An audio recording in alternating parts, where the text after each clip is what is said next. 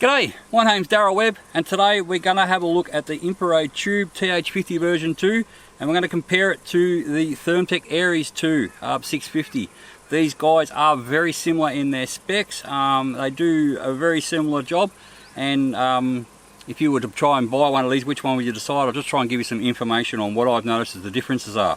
We'll go over the physical differences and just some of the features externally on the physical side. We'll also talk about build quality. We'll run over the specs. We won't go for every little detail. We'll go for the important specs, the ones that actually make a difference to the user experience. And then we'll do a little bit of a some of the software stuff, how it acts with sighting in and just usability in the field. I'll wrap it up with a bit of a conclusion. Maybe I'll say which one I think which one's better at different things, and hopefully that'll help you guys out, because some of you have been messaging me asking me which one do I prefer. So I thought it's a good opportunity to make a quick little video explaining it. Anyway, let's get into that. Alright, I just wanted to go through some of the physical differences between the two scopes. We'll start off at the back. The Thermtec has a magnetic eyepiece, works quite well, and adjustable diopter. The tube has a screw-on eyepiece and an adjustable diopter.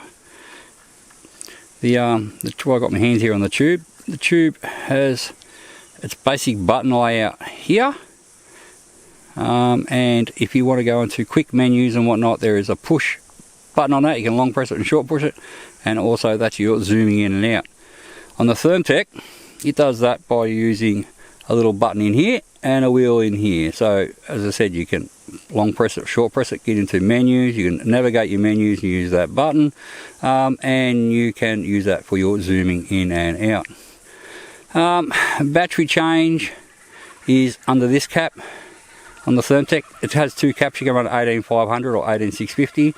The tube has the battery under here. It runs at 18500. There is no option for 18650.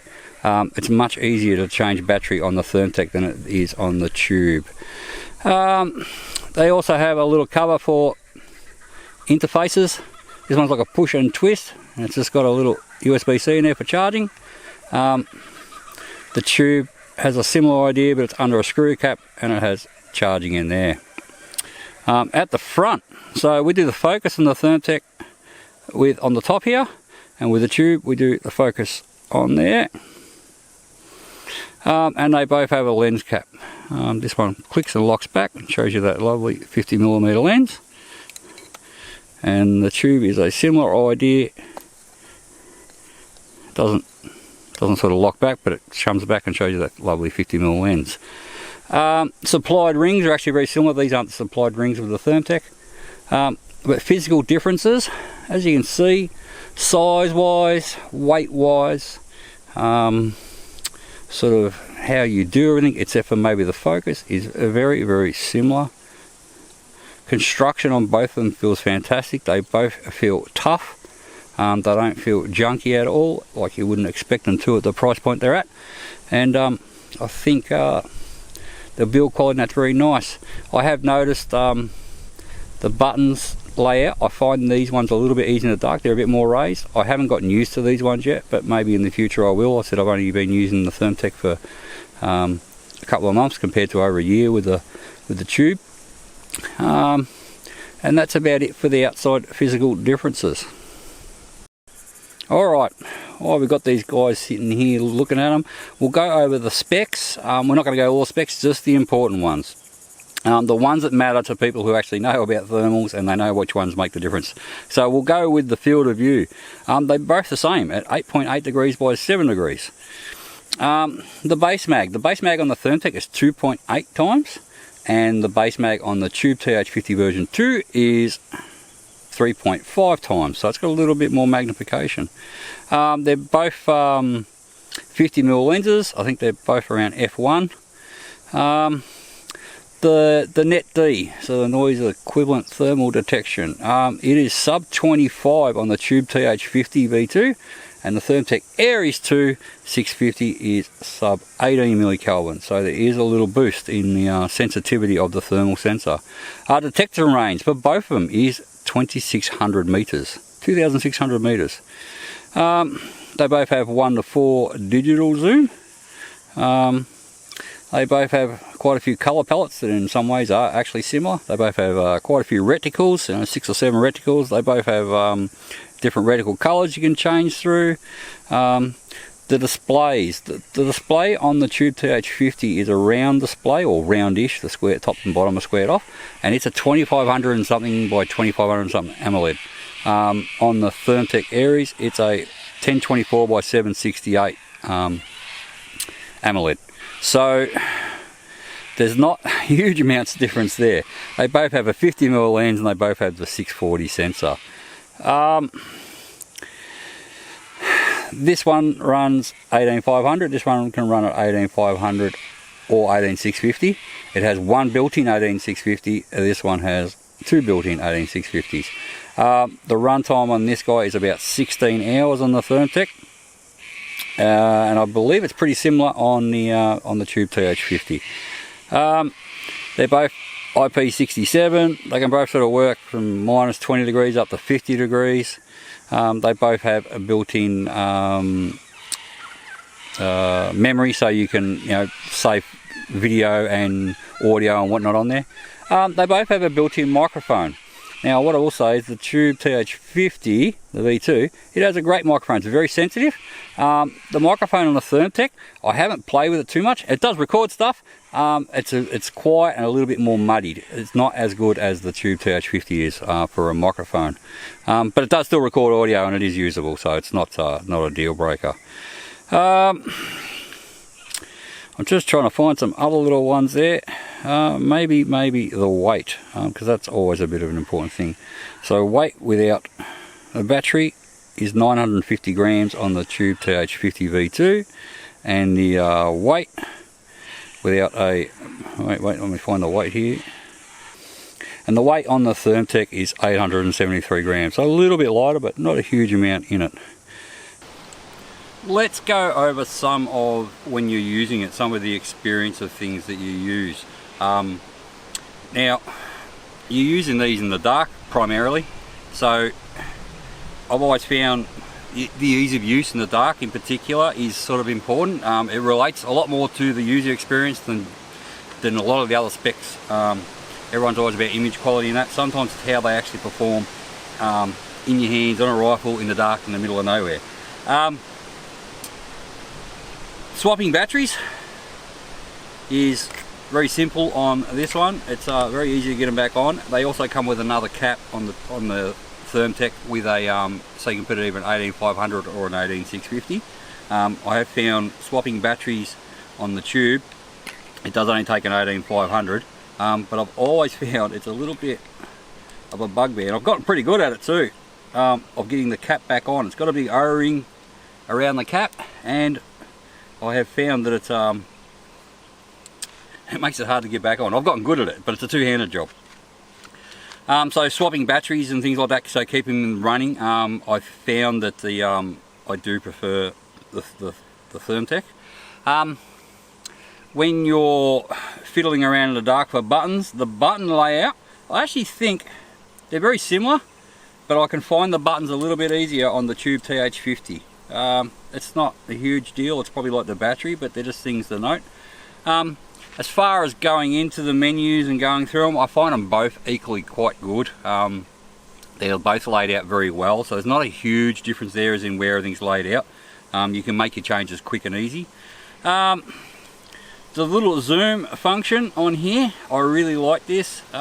It's notchy and it doesn't get bumped by itself, and the clicking is quite deliberate. In comparison, when I've used the Thermtec, it's very, very easy to turn, and it's a little button in the middle to press. It's not sort of the whole thing, it's a little button in the middle, and I find sometimes that when I'm trying to hit that button, I will accidentally turn the wheel at the same time. It might just be practice, but it's I said I've only had 2 months with this one compared to over a year with this one. But so the little wheel and whatnot, this one's easy. I don't make as many mistakes to it as I do this. Occasionally this one, as I'm trying to press the button to turn something on or off or change it, I do actually accidentally turn the wheel. For zooming in and out and using it as their main feature, they both work really, really well. They're both easy to get your thumb on and locate in the dark. Focus, very straightforward, nice and easy, moves, it won't move by itself. The same with the Thermtec, very direct, easy to focus scopes. The depth of focus is quite shallow on both of them at closer distances compared to far distances, so you do have to use them a little bit, so that actually is important, but they're both very easy to focus. All over the whole experience, I have found when I am making changes, and startup times show this as well, with the tube, I won't say buggy, but it's slow to start up, and then sometimes when you're changing through the menus, or maybe zooming in and out, it doesn't do it all the time, but every now and then it's like a little step behind. It gets like almost like a tiny bit laggy. It's only minuscule, but it is there, and sometimes it'll do it quite pronounced for a second and then catch up and everything's fine again. It just feels like the processor maybe in this one, or the way the software works, isn't quite as snappy as this. For instance, this one with the tube, I will drop it down to, I'll put it to sleep rather than turn it right off, because if you turn it right off, it takes so long to wake up.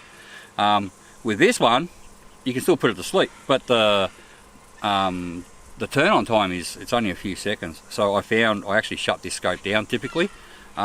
But also, it leads on another thing, the battery life. They both have very good battery life. This one just seems to be an animal. On its first battery, it just doesn't seem to use power. You can go out pretty much 4 or 5 hours and you're still on the 18500 that I'm running in there. So battery life in this one is absolutely phenomenal. Not that I've ever had a problem with this one, but this just seems to not use a lot of power. If they makes them quicker to charge and whatnot, so it's good.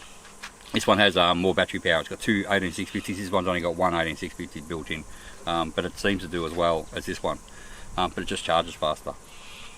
Back onto those menus, the startup time. Yeah, so startup time on the Thermtec, on the Ares 2 is really fast. I think it says 3 seconds. I think it's 3 seconds from once the screen turned on. There's maybe another second or two lost from when you first press the button.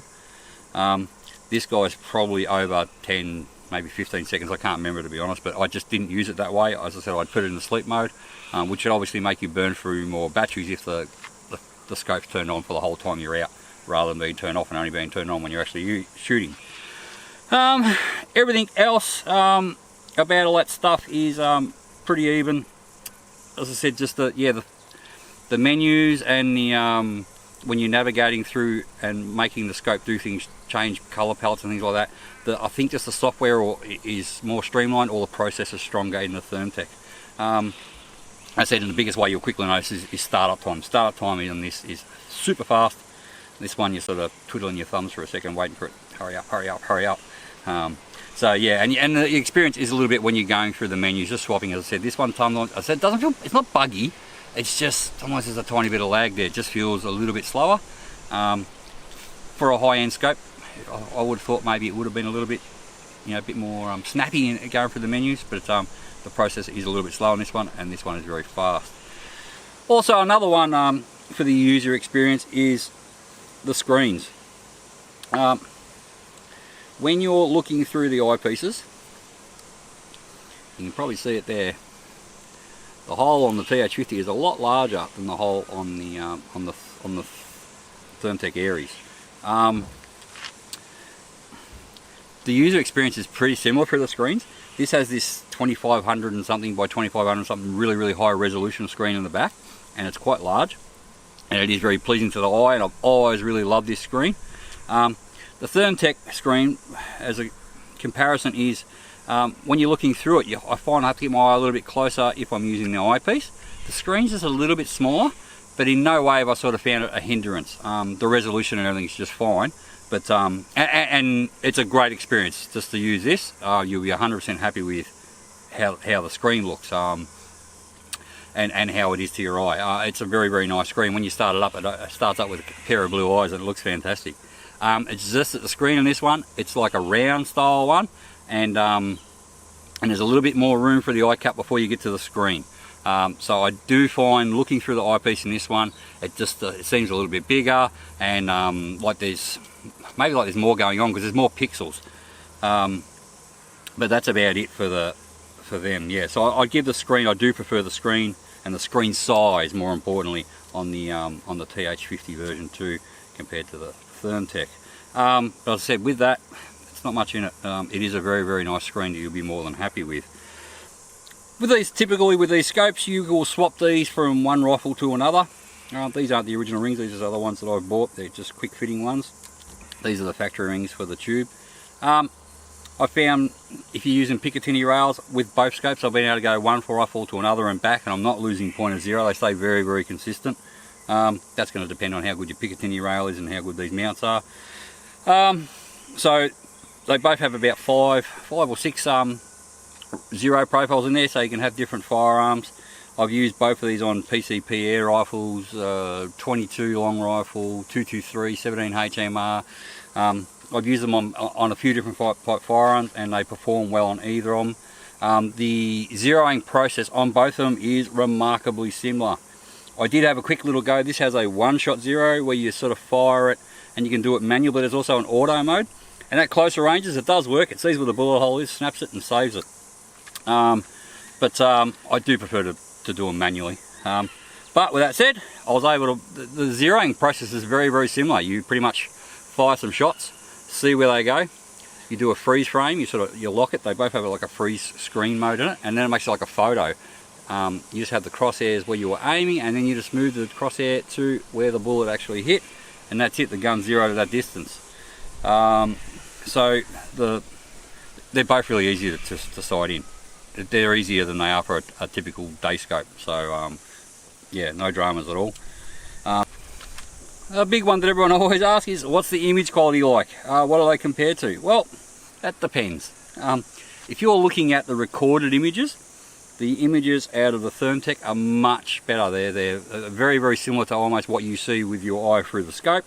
Where the Infiray, if the recorded images, they don't represent it. I'd say they're only about 60 to 70% of what the quality is looking through this eyepiece. That's a combination of having a very nice eyepiece and just the recorded image, for whatever reason, doesn't do that great. In the field, this one's sub 18 millikelvin and this one's sub 25 millikelvin. The tube is. So when you're looking at it, there should be a little bit more detail in, especially when you're up close, in like in the fur on the animal and things like that. It just sees with sub 18 millikelvin compared to sub 25. There should be more detail in it, and I've got to say there actually is. It's a small amount, but it is noticeable. But by any standards, you're going to be very happy with this or this. The differences aren't as much as what you think. I've got a Finder th50R, and it's a sub 35 millikelvin. And the difference between sub 35 and sub 25 was a lot. It jumps up a lot in the quality when you look through this.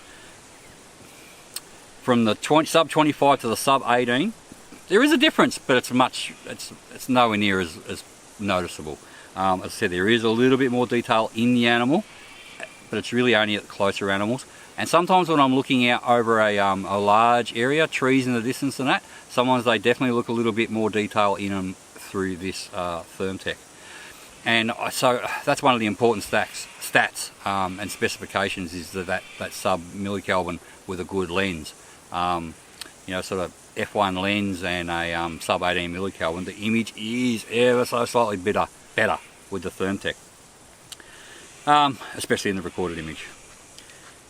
How much that's actually going to make a difference to you? It's probably not a lot. In the user experience, I'm very happy to use either of them, so I don't hold that as a big drama. But yeah, so if you're looking for the best performance, the Thermtec definitely has the edge. But also, the screen on this guy is so good, sometimes it makes it look a little bit better than what it really is. You might not be seeing any more detail, but you almost get tricked into thinking you are, so that's something to take into consideration. Alright, I guess I'll do a conclusion. I guess you know where this is sort of going already, don't you? If I was buying one of these new right now, I would be happy with either of them. I think they're pretty similarly priced. This guy has the option of a optional laser rangefinder that can be added to it and gives you ballistic calculations and holdovers, so that's very good. I think that's about $7.99 to buy that little laser rangefinder. It does feel like a little bit of an afterthought, but some people said it's like some people want it, some people don't. Thermtec's gone a different way. They've made it in the 650, and you can also buy the 650L, which then has a little module on the side which gives you the rangefinder and gives you ballistic calculations. So you can't upgrade your 650 to have the rangefinder. If you want the rangefinder, when you buy it with or without it. You know, if you don't need it, don't get it, and if you want to, I imagine obviously it's going to be a little bit more expensive to have the rangefinder, but that gives you your ballistic calculations so you can have holdovers and whatnot. So that's about it. What I would say is in real life, I'm 100% happy to use either of these, and if I was buying one brand new right now, I don't know, it's so close. I think at the moment I'll probably go to the Thermtec, mainly because that sub 18 millikelvin, it looks a tiny bit better and the recorded image look better, but I'm using it for YouTube, so that might be swaying my persuasion a bit there. And maybe the fact that it's the startup time and how the menus feel a bit snappy, the processor power feels a little bit better. But I'm talking little differences here. There's not much in it. As I said, this one's got better this one's got better that. They're very, very similar, and I think you'll be very, very happy with either of them. But for now, I'm using the Thermtec, and the Tube th50 is going to sit there for a bit, or I may even move it on, because I probably can't justify having both those scopes when they perform so similarly. So I might use the Thermtec for a while now, and I may actually put this one on the market. So the Tube th50. Great scope, and I'd have no qualms keeping either of them, but I think maybe I'll keep the Thermtec. So I guess that's it. I hope that video helped you. I think it just confused me. It really made me really think about how I feel about them and how much differences there actually are, and there's a lot less than what you think. So yeah, that's it. If you like this video, please give it a thumbs up, and if you want to see more stuff like this and some hunting videos, hit the subscribe button.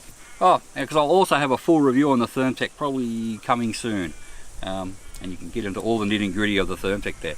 Anyway, I'll catch you with the next video. Bye for now.